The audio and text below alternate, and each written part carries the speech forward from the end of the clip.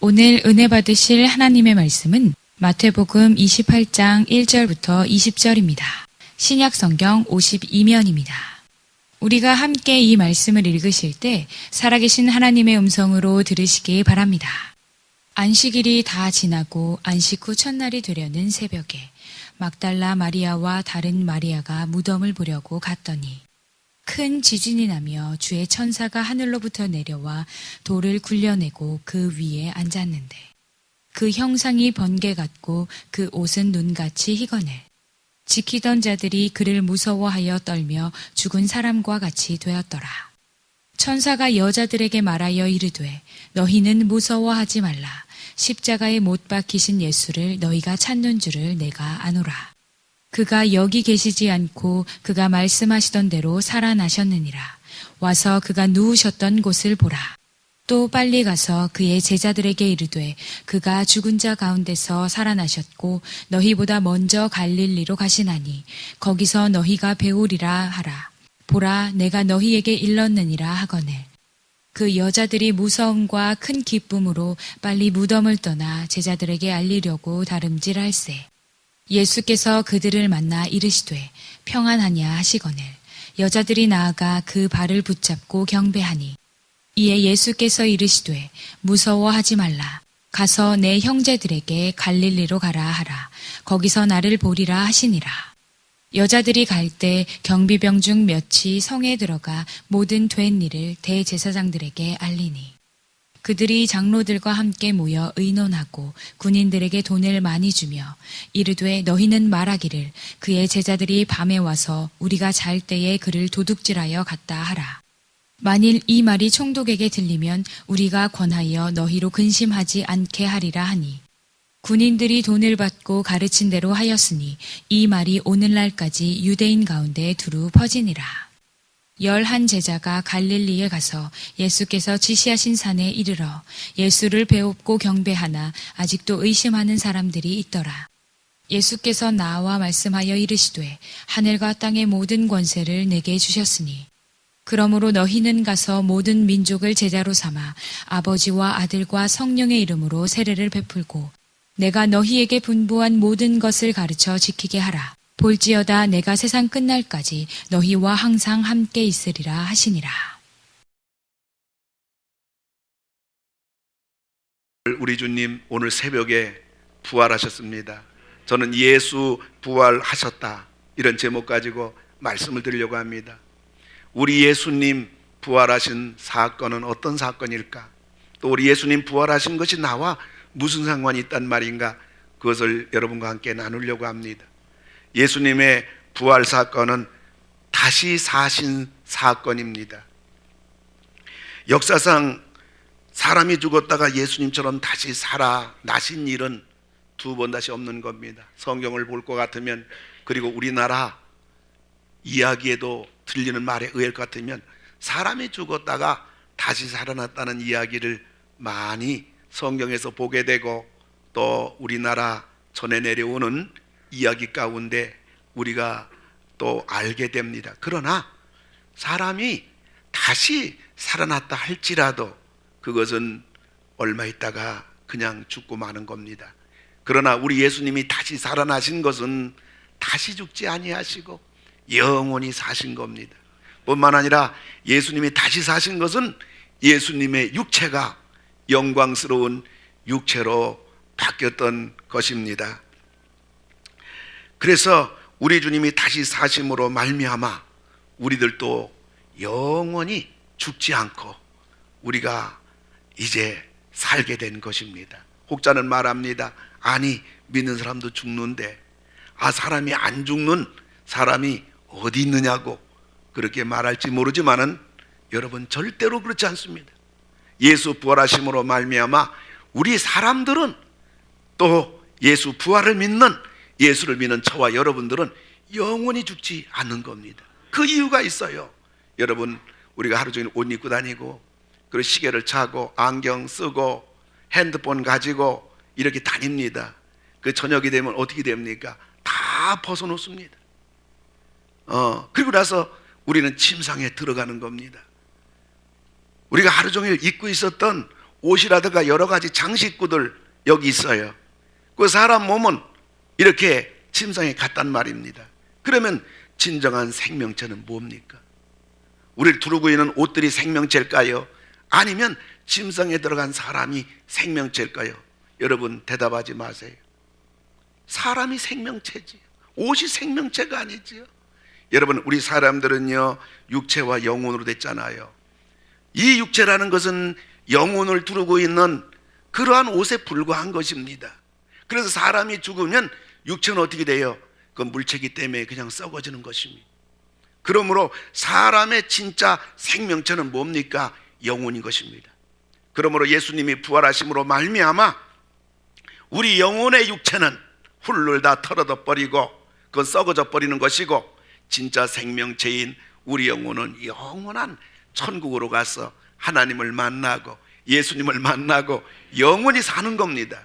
그 때문에 예수 믿는 저와 여러분들은 절대로 죽는 게 아닙니다. 그래서 성경은 말하기를 예수 믿는 사람들을 가리켜서 그는 잠자는 자들이다 이렇게 말하고 있는 것입니다.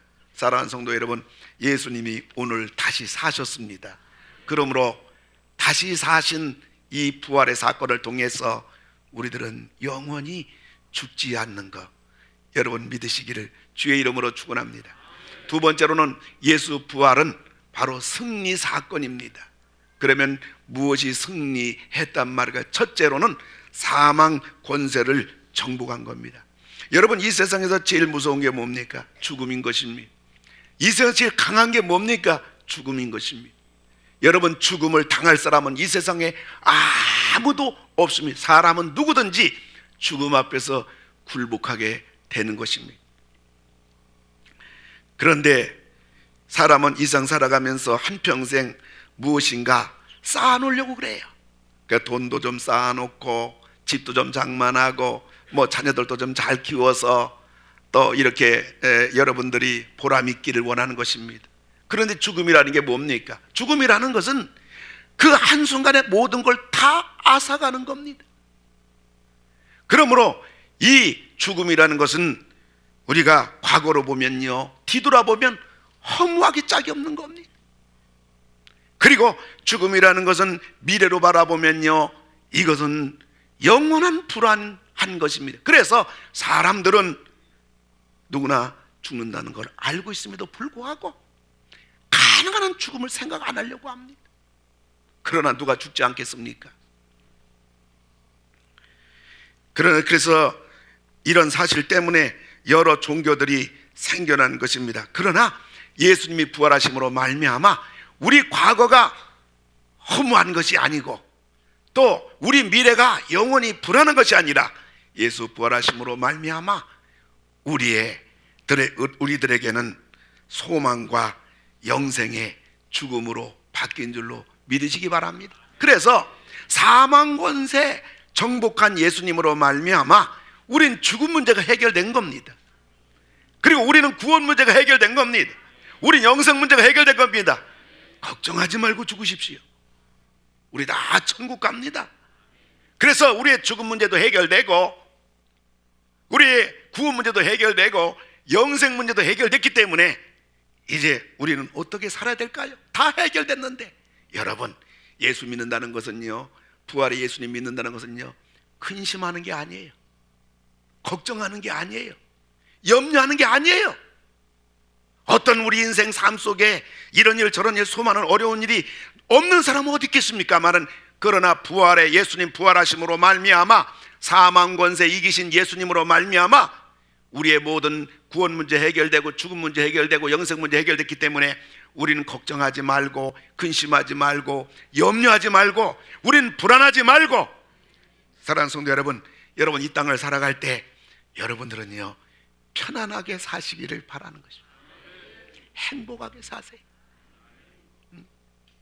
그리고 여러분 무슨 일 만나든지 여러분들이 감사하며 사세요. 왜요? 예수님이 사망 권세를 정복했기 때문인 겁니다. 여러분 몇백 년 살 것처럼 바둥바둥 되면서 살 것이 아니고요, 서로 티격태격하면서 여러분 짧은 인생길을 살 것이 아니고요, 불안해하며 초조해하면서 서로 미워하며 살 것이 아닌 겁니다. 그러므로 우리는 서로 사랑하며 웃어가며 감사하며 기뻐하며 하나님 믿고 하나님이 도와줄 줄 믿고 여러분 이 땅의 인생길을 여러분 복되게 살아가는 여러분 되기 주의 이름으로 축원합니다. 예수 부활하심으로 사망 권세 이기셔서 여러분 우리는 이제 인생의 승리자가 된 것입니다. 행복하게 사시고 멋있게 사시고 감사하며 사시는 여러분 다 되기를 주의 이름으로 축원을 드립니다. 두 번째로는 예수 부활하심으로 말미암아 승리 사건, 두 번째는 마귀 권세를 정복한 것입니다. 마귀라는 놈은 보통 놈이 아닙니다. 원래는 천사장이었어요. 그런데 이놈이 타락한 것입니다. 그래서 이 세상 왕이 되어서 이 세상을 자기 멋대로 유린한 것입니다. 그래서 온 세상을 망하게 하려고 합니다. 가정을 다 망가뜨리려고 하는 것입니다. 하나님의 교회를 말살하려고 하는 것입니다. 성도들을 시험 들게 하는 것입니다. 그래서 하나님 떠나게 하고 믿음을 포기하게 하고 세상으로 어쩌든지 나가게 하도록 타락한 마귀는 이와 같이 역사하는 것입니다. 그런데 예수님 부활하심으로 말미암아 마귀 권세를 정복하셔서 이제 이 세상의 왕이 마귀가 아니라 바로 예수님으로 바뀐 줄로 믿으시기 바랍니다. 그런데 문제는요, 마귀가 이제 이 세상 왕권을 예수님에게 뺏겼음에도 불구하고 전에 하던 대로 각양의 별의별 악을 자행하고 있습니다. 그러나 우리가 걱정할 것이 없습니다. 예수님 부활 전에는 마귀가 이 세상의 왕이 돼서 자기 멋대로 했습니다마는, 그러나 예수님 부활하시고 나서는 이 세상의 왕이 예수님이기 때문에 이 하나님의 역사 스케줄은 뭡니까? 종말을 향해서 가는 겁니다. 여러분, 종말을 향해서 갈수록 성경에서는 어두워진다고 그랬던 것입니다. 수많은 악이 이 마지막 종말 향해서 가면 갈수록 이 악한 일들이 이 땅에 벌어진다고 그랬습니다. 그래서 예수님 부활하신 이후에는 사탄의 마귀의 역할은 하나님 역사에 악역으로 그는 이용당하고 있는 것에 불과한 것입니다. 사랑하는 성도 여러분, 그러므로 우리들은 이 세상이 어두워지면 어두워질수록 우리는 두려워하지 말고 걱정하지 말고 우리는 마지막 때임을 기억해서 더욱더 깨어 기도하시고 더욱더 믿음으로 무장하시는 여러분 되기 바랍니다. 그래서 우리는 성령으로 충만하고 성령의 권능받고 능력을 받아서 우리는 더욱더 하나님의 일에 힘쓸 뿐만 아니라 복음 전하는 일에 최선을 다할 뿐만 아니라 하나님 나라를 확장해 나가고 교회 일꾼으로 우뚝 서시는 여러분 되기 주의 이름으로 축원합니다. 예수 부활하심으로 마귀 권세를 정복해서 이제 우리는 신앙의 승리자가 된 것입니다. 더욱더 하나님을 잘 믿고 주님 일에 헌신하시는 여러분 다 되기를 주의 이름으로 축원합니다. 세 번째, 예수 부활하심으로 세상 권세를 정복한 겁니다. 세상 권세를 정복했다는 말은 예수님은 이 세상의 주인이 되셨어요. 예수님 이 세상의 소유주가 되셨어요. 예수님 이 세상의 통치자가 되신 것입니다. 그래서 성경은 말합니다. 마태복음 28장 18절 보면 예수께서 나와 말씀하여 이르시되 하늘과 땅의 모든 권세를 내게 주셨으니, 여러분 하늘과 땅의 모든 권세가 전부 다 예수님 것입니다.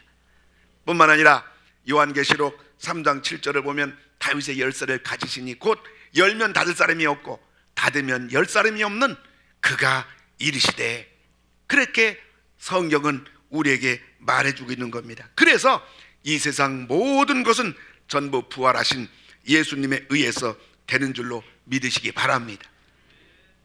그래서 마태복음 7장 7절 8절 보면 구하라 그리하면 너에게 주실 것이요 찾으라 그리하면 찾아낼 것이요 문을 두드리라 그러면 너에게 열릴 것이니 구하는 이마다 받을 것이요 찾는 이는 찾아낼 것이요 두드리는 이에게는 열릴 것이니라.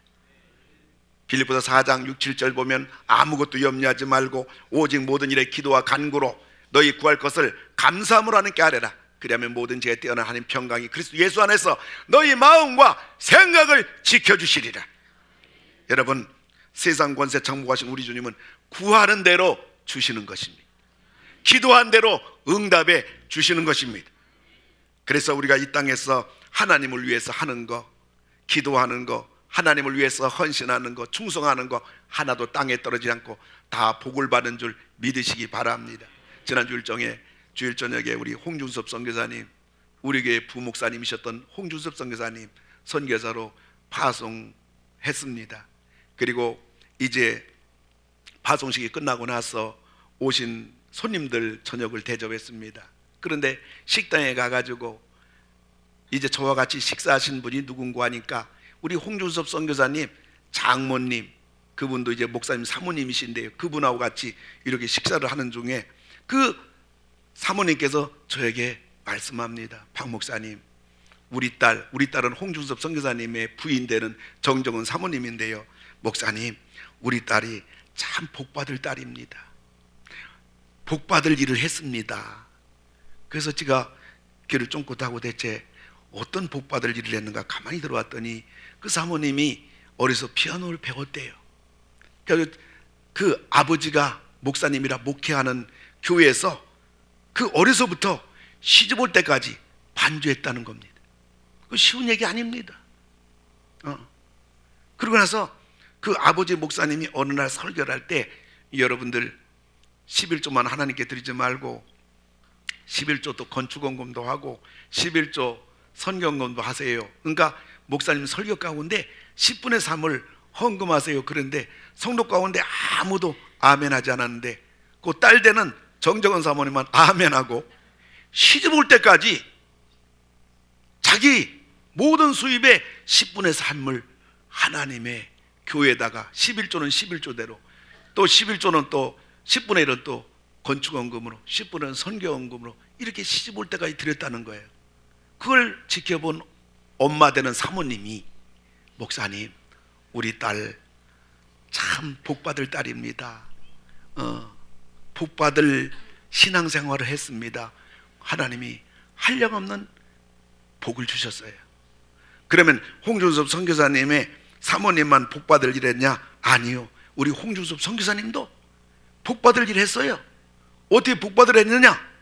합동신학교 신학 시절에 하나님 앞에 매일 밤마다 우리 합동신학대원 대학교 뒷동산에 보면 우리 스승님 박유선 박사님 묘수가 있는데 그 묘수에 가서 밤마다 2년 동안 하나님 앞에 기도하기를, 하나님 나 장가가게 해주세요.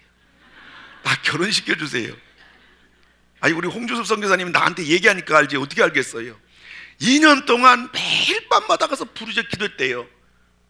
그래서 신학교 친구들이 아니 어떤 사람이 저렇게 밤에 산에 가서 이렇게 소리 지르나, 그렇게 신학생들 사이에 말이 한참 떠돌 정도로 기도했다고 그래요. 그게 하나님께서는 우리 홍준섭 선교사님 이렇게 기도 중에 정정은 사모님을 만난 거예요. 목사님 딸을 만난 거예요. 근데 그 목사님 딸의 아버지 목사님은 저하고 동기입니다. 그래가지고 지금 선교사로 지금 파송해 주는 교회가 없어요. 우리 교회만 해도 한 130군데 선교하다 보니까 다른 데도 도와줄 힘이 없어요. 교회들이 대부분 그래요.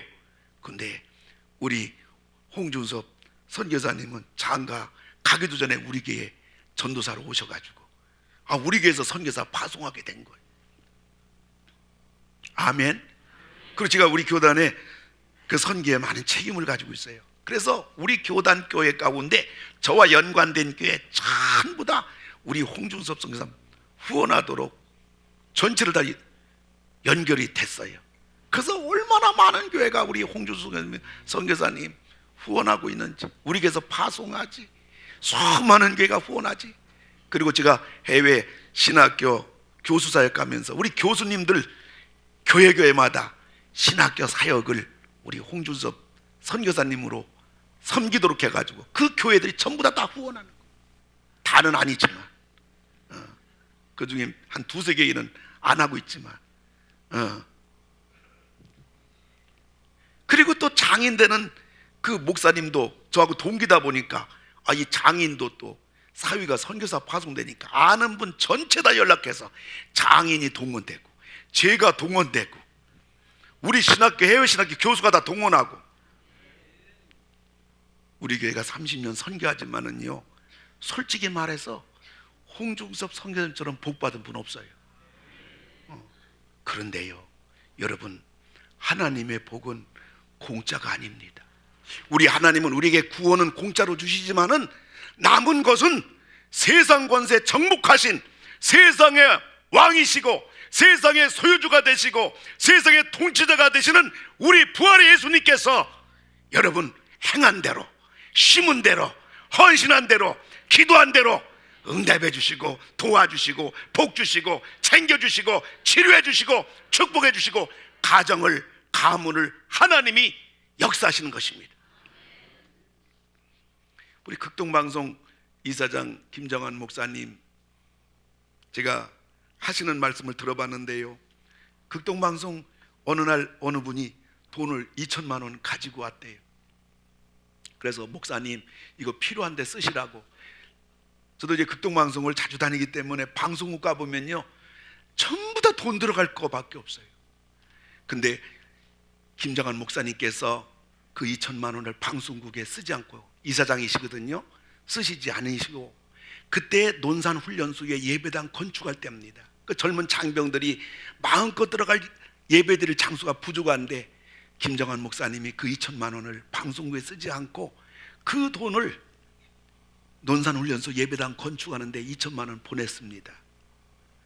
그런데 얼마 지나지 않아서 어떤 분이 5천만 원 가지고 와서 목사님 이 돈은 딴 데 쓰지 말고 방송국에만 쓰세요. 그래서 방송에 썼대요. 그래서 김정환 목사님 이런 얘기예요. 2천만 원을 하나님을 위해서 썼더니 하나님은 5천만 원 주셨다고. 여러분 하나님은 복의 하나님인 줄 믿으시기를 주의 이름으로 축원합니다. 그래서 우리 예수님 부활하신 예수님이 세상 권세 정복함으로 말미암아 하늘문이 열려가지고 사랑에 좋으신 하나님께서는 우리들에게 복을 주기 원하는 겁니다. 여러분 이 땅 살아가면서 하나님의 복을 마음껏 받으시고 또 받으시고 또 받으시는 여러분 축복의 승리자가 다 되기를 주의 이름으로 축원을 드립니다. 얼마 전에 세계적인 중국의 두 톱스타 결혼식이 지난 20일 날 있었습니다. 남자는 오기룡이고 그 신부는 유시시인데 두 중국 최대 톱스타입니다. 그런데 저 신부가 입은 드레스, 이 드레스가 얼마짜리냐? 5억짜리입니다.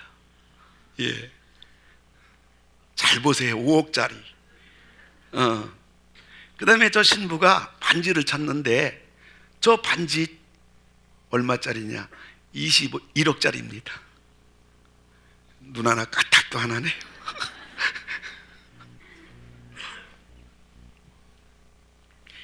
그래서 저 중국의 톱스타가 결혼을 어디서 했냐면 인도네시아 발리에서 했습니다.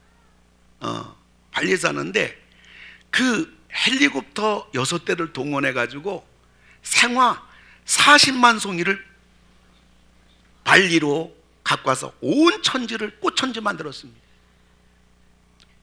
그리고 축하객들을 선정해서 100여 명을 선정했는데 그 사람들을 전부 다 비행기로 운송하고 그분들 전부 다 호텔 다 잡아줬습니다. 그 돈이 4억 들었습니다. 돈 주체할 데가 없어서 내 돈 마음대로 쓰겠다는데 왜 말이 많냐고 그렇게 할지 모르지만 사실 이런 것은요 우리 믿는 사람 입장에서 보면 하나님의 은혜를 낭비하는 죄악입니다. 돈을 모독하는 겁니다.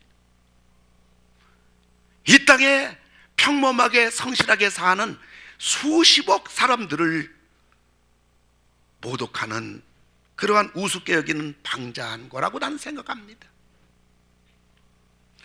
우리나라 서양 화가면서 서울교회 그 박상희 화가의 간증을 제가 읽어봤습니다. 어려서 이제 아침에 일어나면 아버지는 마당을 쓸고 엄마는 이제 아침 식사를 정성을 다해서 준비하고 온 식구가 둘러 앉아서 아침을 먹는데 그때가 되면 꼭 한 분이 나타난다는 거예요. 거지가 나타난다는 거예요.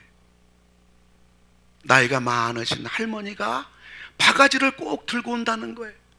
그러면 엄마는 아침상 밥 먹기 전에 먼저 밥을 떠서, 뜨끈뜨끈한 밥을 떠서 그 할머니 드리고, 또 반찬을, 정성스럽게 만든 반찬을 할머니에게 드리는 겁니다. 늘 이렇습니다. 어떤 날은 이틀째 할머니가 나타나지 않아요. 3일째 나타났는데 병색이 더 짙어요. 엄마가 물었답니다. 할머니 가정은 어떻습니까? 했더니 말하기를 6.25 사변 때 남편하고 아들이 전사했노라고.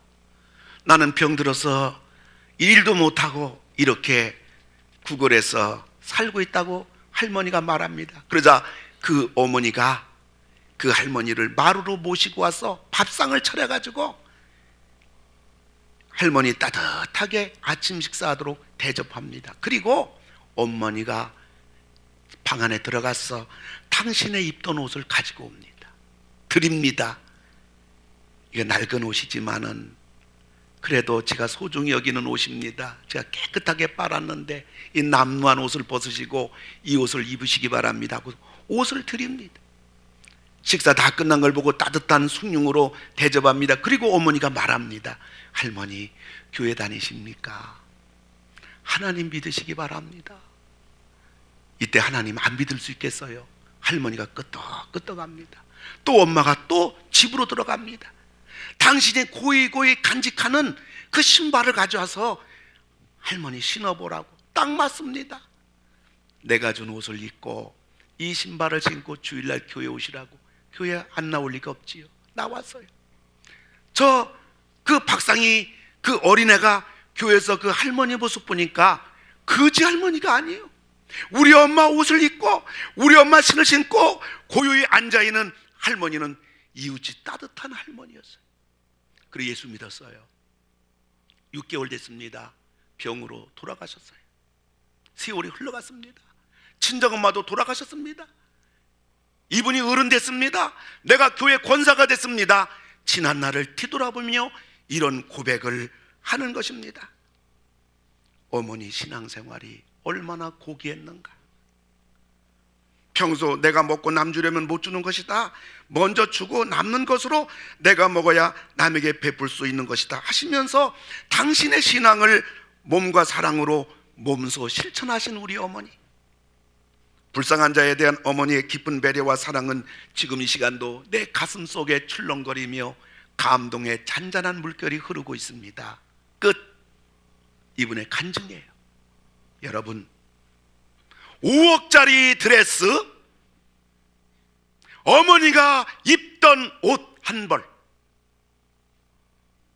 21억짜리 다이아몬드, 엄마가 소중히 여겼던 옛날 신발 한 켤레. 여러분, 세계적인 결혼한 이 사람을 보고 많은 사람들이 어떻게 생각하냐고 말한다면요, 뭐라고 말하겠습니까? 아이고 부럽다고. 한 명도 없습니다. 그런데요, 이 박상희 화가의 친정엄마의 그 삶의 모습은 불신자가 들어도요, 참 그분 예쁘게 살았다, 참 예수 믿으려고 하면 그렇게 믿어야 되지 않겠냐, 불신자까지도 감동을 받는 겁니다. 누가 진짜 부자입니까? 누가 진짜 잘 사는 겁니까? 누가 진짜 보람있게 사는 겁니까? 예수 부활하심으로 말미암아 세상 권세를 정복했습니다. 이 세상 모든 것이 전부 다 하나님의 것입니다. 예수님의 것입니다. 하늘과 땅의 모든 권세를 예수님이 다 가지고 계십니다. 어떻게 사는 것이 진짜 축복의 생일까요? 말씀을 맺고자 합니다. 우리 예수님 오늘 부활하셨습니다. 그러므로 우리도 영원히 이제 여러분 죽지 않는 자들이 된 겁니다. 걱정하지 마십시오. 편안하게 죽으십시오. 염려하지 마십시오. 할렐루야. 우리 주님 부활하신 것은 다시 사신 사건이고 승리 사건입니다. 사망 권세 이기셨어요. 우리 죽음 문제, 구원 문제, 영생 문제 다 해결했습니다. 인생을 편하게 행복하게 서로 사랑하며 웃어가며 우리 생을 즐겁게 멋있게 아름답게 행복하게 여러분 생을 사시기 바랍니다. 우리 예수님께서 마귀 권세에 이기셨습니다. 여러분 걱정하지 말고 염려하지 말고 하나님을 더욱더 잘 믿으시고 주를 위해 충성하시면서 여러분 우리 모두 신앙의 승리자가 되도록 만들어 주신 것입니다. 우리 예수님이 세상 권세를 정복하셨습니다. 하늘문을 다 열어주셨습니다. 여러분 부활의 주님을 통해서 하나님의 무한한 사랑, 무한한 축복을 받는 축복의 승리자가 다 되기를 주님의 이름으로 축원을 드립니다.